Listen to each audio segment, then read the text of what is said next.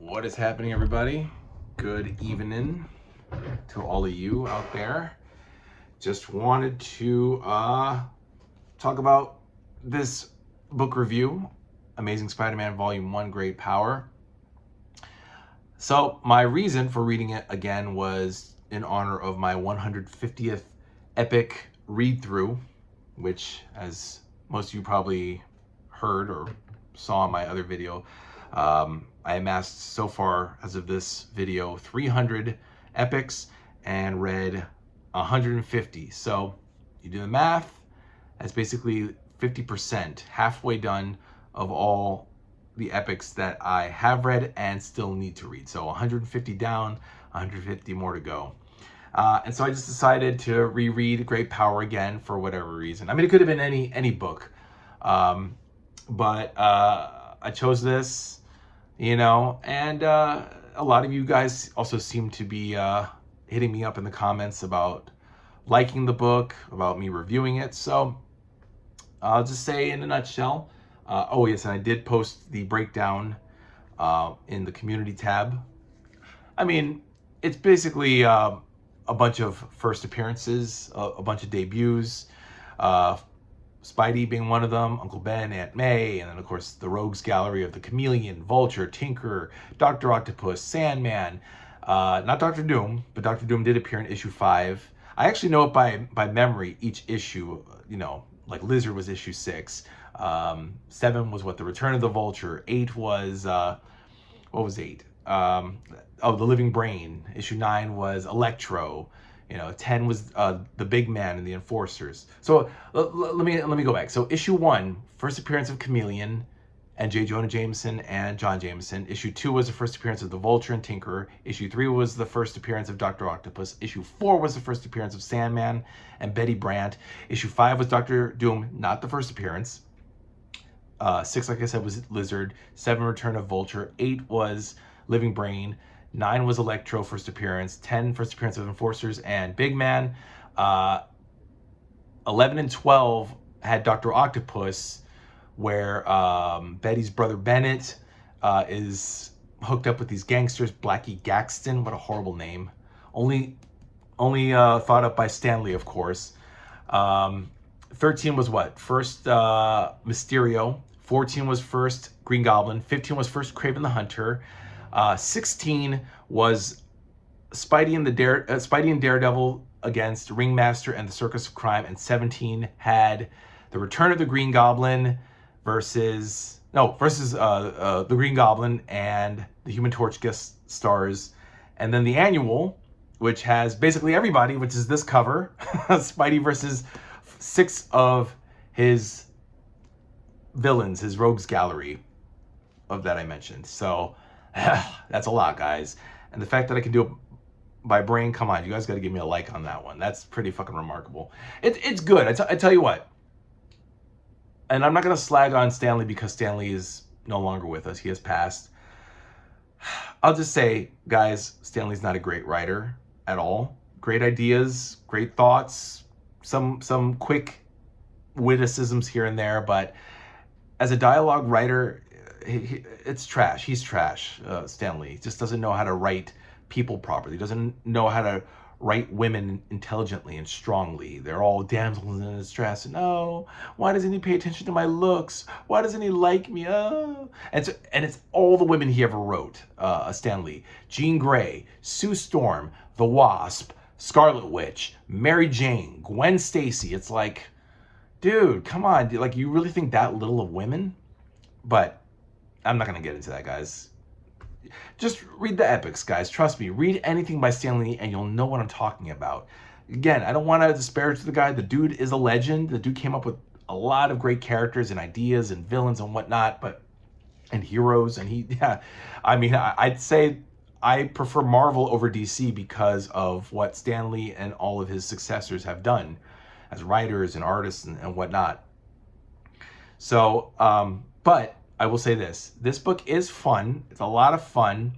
I'm not a big fan of Steve Ditko's artwork. Pretty much it's all Steve Ditko artwork and Stan Lee writing. So it's a lot easier to just say the art, not great, The writing, not great, but it is, I definitely recommend getting this, obviously. I mean, it's basically the first appearances of like 12 characters for 15, I don't even know how many, just the villains, Spidey himself. I mean, you can't really go wrong with where it all began, and it happened right here. The first 17 issues of Spider-Man and the first annual are all here, covering 1962 to 1964. So, I mean, right during when Kennedy was president and post after he was assassinated, right before Vietnam started, I guess, Vietnam for America, like our entry into the war happened like 64, 65, 64, it was 64 to 73. And, boys and girls were still kind of straight-laced, so there weren't hippies yet, the counterculture, but right at the tail end of 64, there was, the beatnik movements, which led to counterculture, hippies, drugs, demonstrations and peace protests and sit-ins and walkouts and all that jazz. So we, in a nutshell, Stan Lee has not hit his creative peak, which I think is later on, around volume 3 of Spider-Man No More, which I have up there, is when he hooks up with John Romita Sr. That's when Stan Lee's voice, like his real voice, like what he has to say about the world around him through Peter's, and Spider-Man's eyes.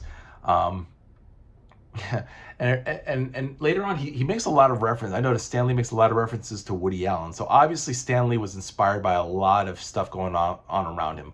From Woody Allen's appearances, for anybody who knows, Woody Allen, the film director, was a stand-up comedian and comedy writer, and he would make appearances on the talk shows back in the 60s before he became a director.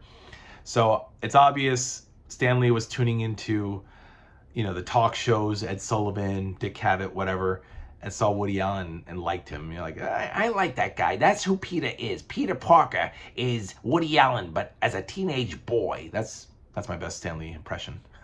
Give a like if you guys like that. And it's obvious also Stan Lee watched a lot of daytime drama, daytime soap operas, sitcoms, Daddy Knows Best and Leave It a Beaver, probably. A lot of science fiction anthology shows like Twilight Zone or Science Fiction Theater, Mystery Science Theater, all that 3000. So Stan Lee, I'll give it to him that he obviously was inspired by a lot in his time and put that in comic book form and gave us what we got, So I can't really get on him for that, for the ideas. Oh man, this guy, the way people talk, just God. It's like every issue, Flash Thompson has to open his big mouth, stick his foot in it, even though he gets his ass whooped by Peter. I love it. In issue 8, when Spider-Man fights the Living Brain.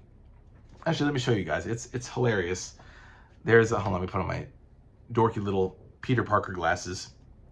In issue 8, Peter gets his glasses broken by Flash Thompson, and they actually box, which is pretty fucking cool because, Peter Parker's the fucking man. And yeah, here it is right here.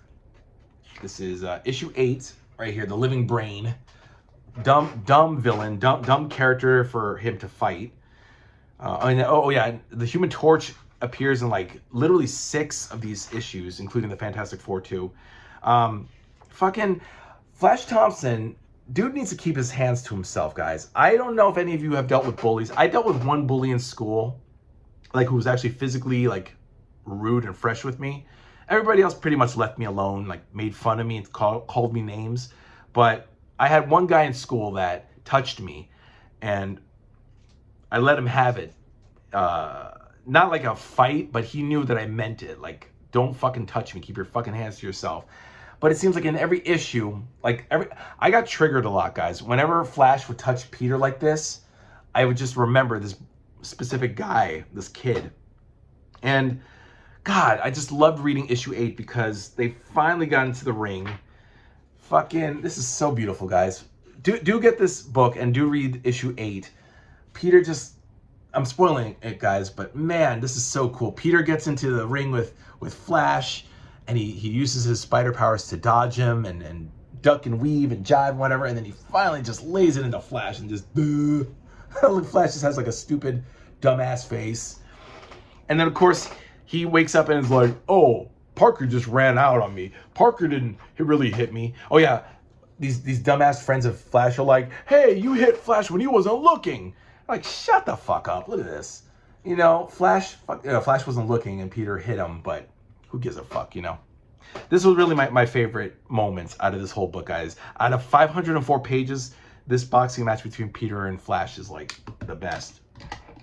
Oh, what was it? Another moment was also this is the beginnings of Aunt May setting Peter up with Mary Jane. We don't see Mary Jane at all until, well, we don't see her until issue 42, which is in volume 3. But she makes a faceless cameo in issue 25, which is in volume 2, but you don't see her face. But Betty and Liz do.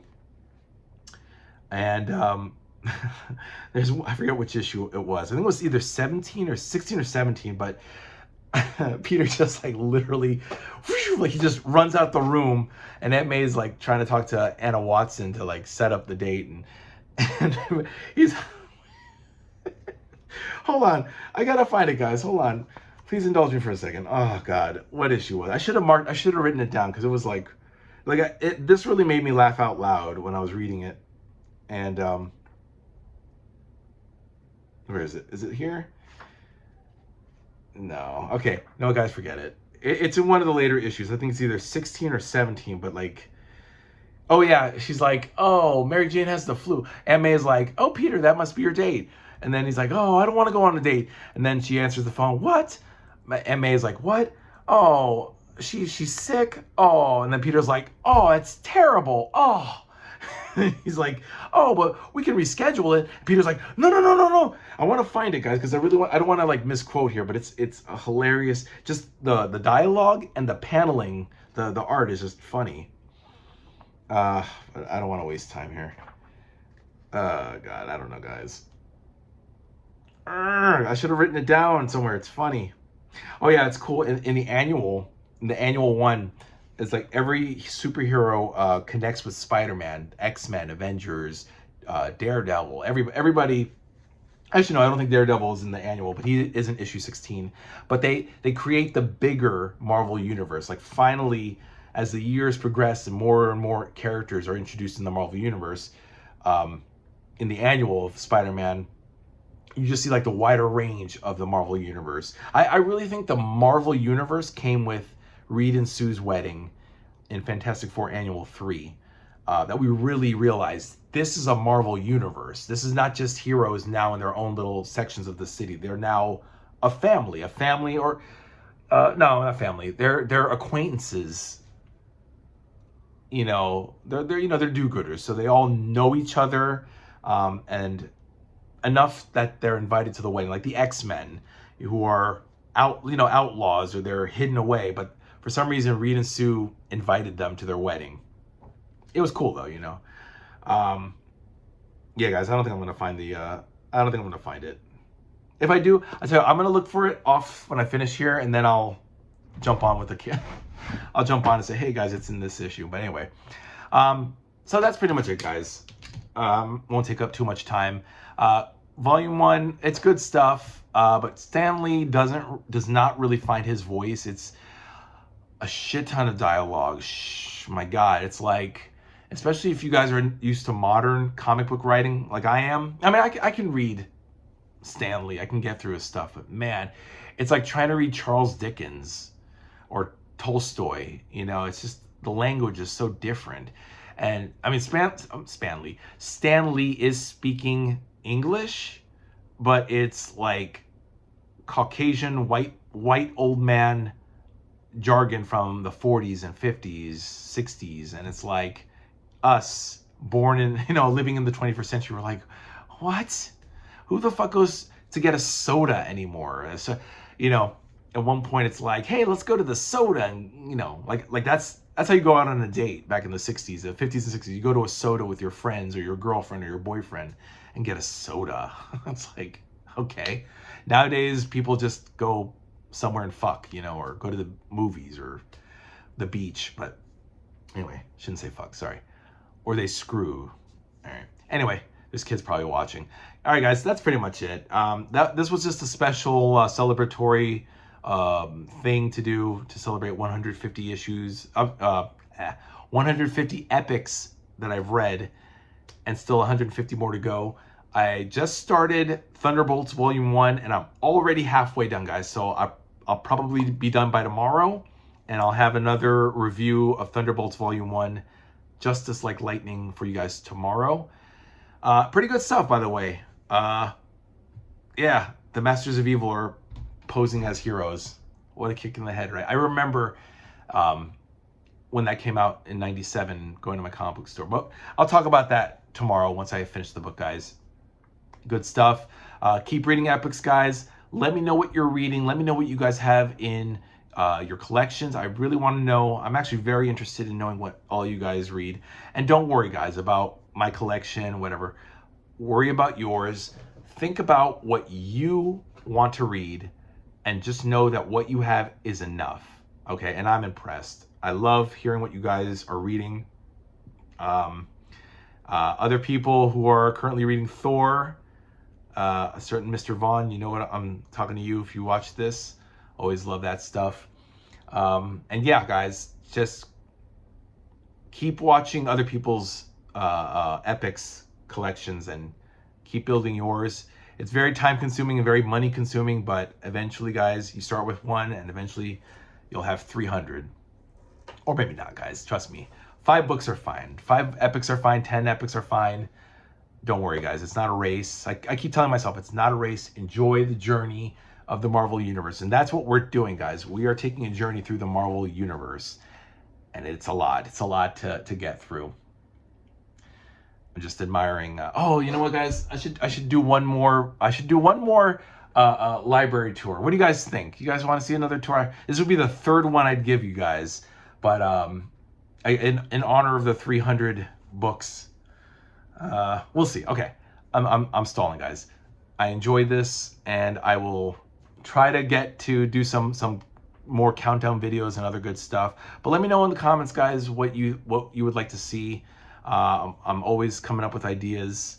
I'm like my own producer, so I just gotta like get to it. I gotta like start, you know, the 15 greatest villains, 15 greatest writers of the 70s and the 80s. You know, a lot of good ideas.